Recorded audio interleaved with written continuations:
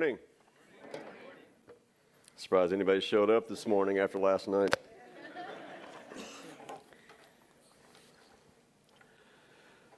Early in the 1900s, in a tiny speck of a town in western Arkansas, a young woman with 4 ragged children in tow steps inside the local grocery store.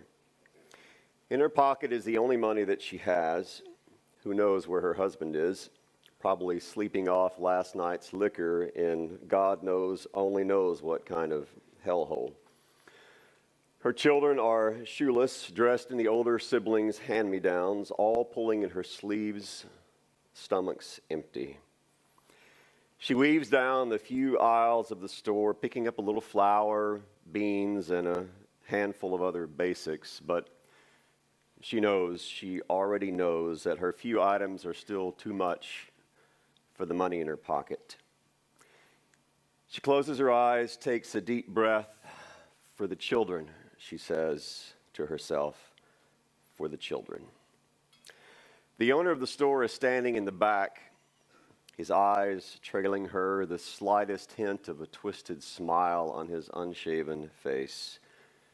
She kneels down, pulls her children close together, and says, "Listen, I need you to stay here. Mommy needs to talk to someone. Don't move. I'll be back." She stands up, straightens her worn dress, and walks to the back of the store. They exchange glances, the man and the woman, and he follows her to a back room.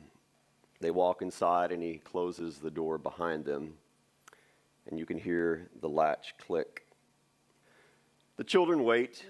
They've done this. They've done this before. Mommy will be back. And a few minutes later, her face is expressionless, purged of all emotion. "Mommy, I'm hungry," the youngest says. "I know, baby, I know." The man in the back reemerges, walks up to the counter, and adds up the meager groceries. He looks at the woman with a July leer, and she looks back with a January stare. As they walk out of the door, the oldest says, "Mama, don't we need to pay?" "No, Tommy," she says. "I already did." A little while later, the children are eating. Their mother watches them from the stove. Then she steps into the bedroom, buries her face in her hands, and weeps tears muted by shame. She feels dirty and used. But her hungry children are eating. Tonight, by God, they are eating. And that is enough. Almost no one remembers this woman. She's virtually forgotten. The scent of her memory long ago blown away by the winds of time. But God, He remembers her. And so do I. I remember her for this virtually forgotten, anonymous, suffering and believing woman who was used up and spit out by the world, but beloved by God. She's my great-grandmother. Scattered throughout the year on certain days, we do remember people. We remember the lives and deaths of well-known believers. St. Patrick, missionary to Ireland, on March 17th. St. Monica, mother of Augustine, on August 27th. We also remember the great people of the Reformation, Martin Luther on February 18th and Philip Melanchthon on February 16th.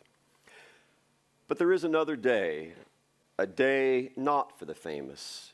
It's for the unfamous, the forgotten, the unknown, and the overlooked. The little people boxed up in the attic of the church's memory. It's the day after Reformation. November 1st, a day we call All Saints. On this day, we remember those believers of whom no one will compose hymns or craft prayers in their memory. They are my sainted great-grandmother, Saint Sue and Barbara, Saints Gary and Frank, Saints John and Jane Doe. The day after the Reformation, on All Saints, is the day the church remembers to remember the forgotten. The day the church remembers to remember people like most of us. A couple of years ago, my family and I vacationed near Gatlinburg, Tennessee. As we snaked our way down one of the many narrow roads in the Smoky Mountains, we spotted a tiny cemetery that was half secluded in the dense foliage. So we parked the car and walked among the weathered gravestones. One bore the dates March 12, 1898 to March 14, 1898. The inscription was as simple as it was sorrowful. Infant son of Thomas and Margaret Fitzpatrick. He was given no name. A cross with the words, "Asleep in Jesus," were etched underneath. The day after the Reformation, on All Saints, we remember this boy. On New Year's Eve of this past year, Stacy and I spent the night in downtown San Antonio. We rowed a boat in the river walk that gave us a floating tour of downtown. We enjoyed some seafood at Joe's Crab Shack, sipped a margarita later in the evening, and watched as the sky blazed with dazzling fireworks as the clock struck midnight. But it's early the next morning that I really remember. Because as we strolled sleepy-eyed through the streets near the Alamo, the hubbub of the night before was now muted, and city workers, clad in orange vests, were scurrying about everywhere, emptying trash bins, picking up beer cans, sweeping up food wrappers. And none of us were thinking about them the night before. Because such children of God labor forgotten, virtually anonymous. So on All Saints' Day, the day after the Reformation, we remember people like these, those who in their earthly lives were busy cleaning up the messes of the world.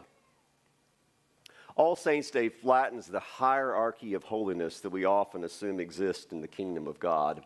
We don't just remember the bigwig saints, but every believer who's part of that assembly that John beheld.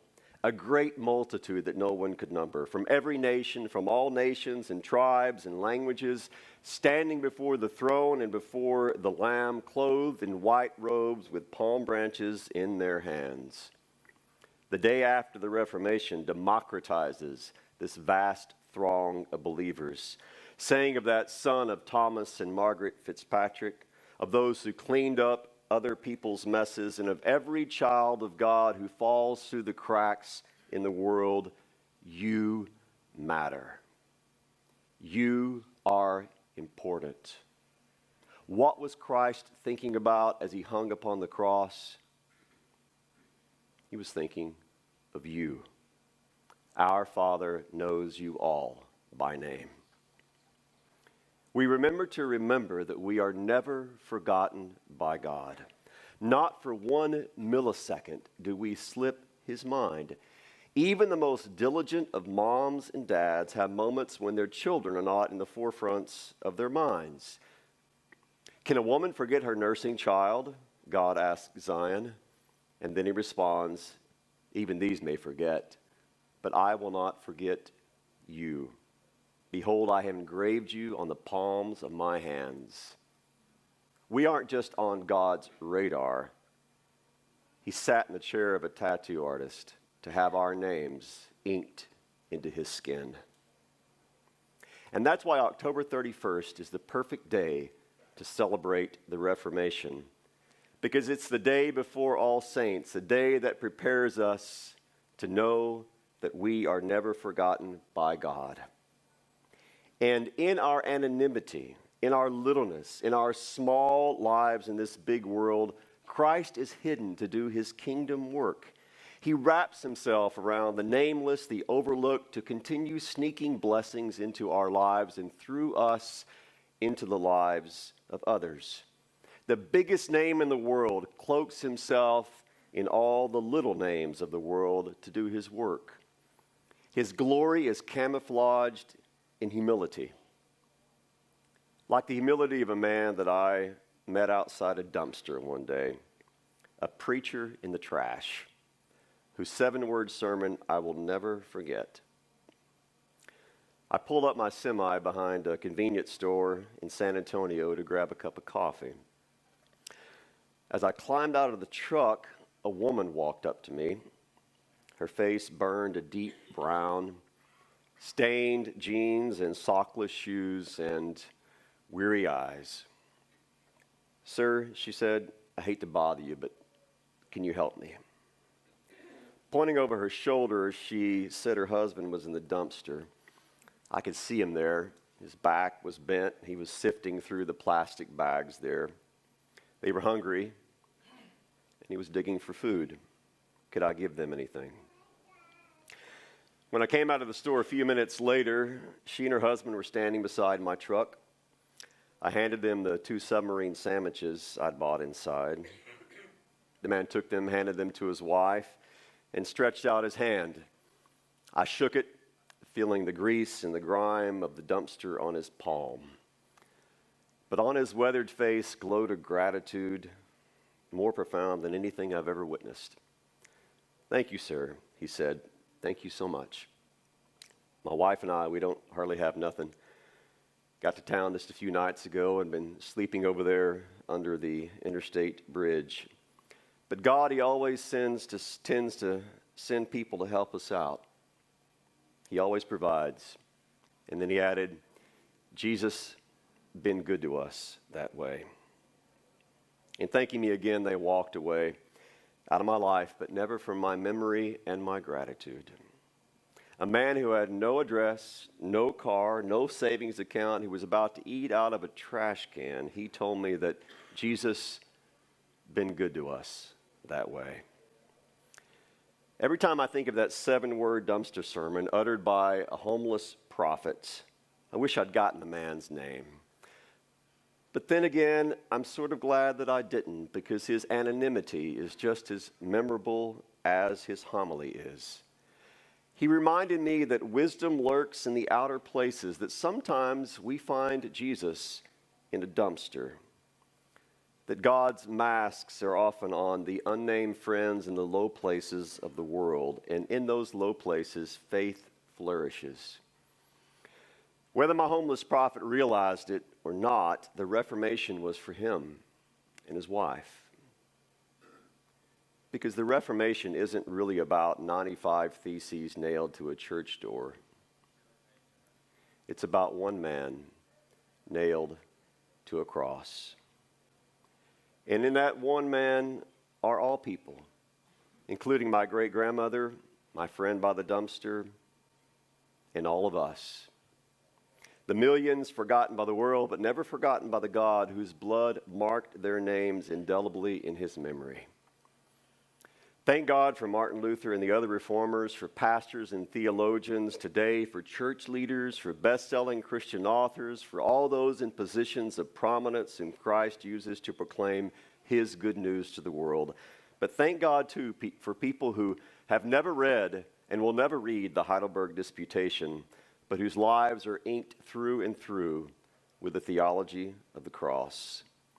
They drive tractors, flip burgers, shingle roofs, and yes, sometimes dig through dumpsters. Sometimes they're members of a congregation, sometimes they're not. Some of them are entangled in sex trafficking. Some of them carry rifles and wear fatigues. The same God that was born in a barn and laid in a feed trough is swaddled in the ordinaries of their unawesome, anonymous, cruciform lives. The same God who had nowhere to lay his head sleeps with them under interstate bridges. The same God who wept at the tomb of Lazarus weeps with them in shame-filled bedrooms. The same God who was blackballed by the religious highbrows of his day sits and mourns with those who have been broken by the church. The same God who died between two crooks hangs out with cons and ex-cons today. And the same God who let a prostitute weep on his feet and dry them with her hair embraces and kisses believing women today who are used up and thrown away by men.